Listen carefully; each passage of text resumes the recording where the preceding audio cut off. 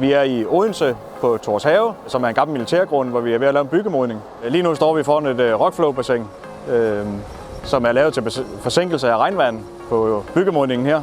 Og oven på den der skal der være et parkeringsareal til almindelig biltrafik plus lastbiler. Vi har i forbindelse med undersøgelsen af, hvordan og hvorledes vi kunne håndtere regnvandet i det her område, har vi været inde over forskellige muligheder. Vi ville i første omgang gerne lave et åbent regnvandsbassin. Det var der ikke plads til. Så har vi været inde og kigge på et form for betonbassin. Det er både dyrt og besværligt for etableret. Så har vi kigget på det, vi kalder gyldebeholdere, altså også et form for betonbassin. Men igen fik vi jo kun en magasinering af vandet. Vi har behov for en rensning af vandet også. Så derfor så endte vi tilbage til rockflow-løsningen. Vi fik godkendt den her løsning herude, sådan så det kan ligestilles med et åbent regnvandsbassin. Det renser på samme måde, og vi kan magasinere vandet. Derfor så fandt vi ud af, at det skulle være løsningen til det her område. Rockflow, hvad er det for noget?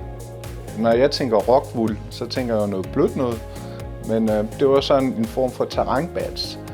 Vi havde selvfølgelig det her spørgsmål, kan det opgive og afgive vand hurtigt nok? Og der havde vi jo så et samarbejde med Lapinus om design af selve anlægget, for at få overflade nok på, så vandet kan komme hurtigt nok ind i det her bassin. Opgaven med at få vandet ind i bassinet blev lavet ved, at vi lavede en stor fordelerledning, som også fungerede som en form for grovsandfang. Og herfra påborede vi så nogle 315'er ledninger op til kassetteelementer i rockflowet. Erfaringen med rockflowen er, at tanken om at komme i gang var måske sværere end lige at komme i gang med det. Da vi først kom i gang, så var det egentlig rimelig nemt at se sig ud af, hvordan tingene skulle være.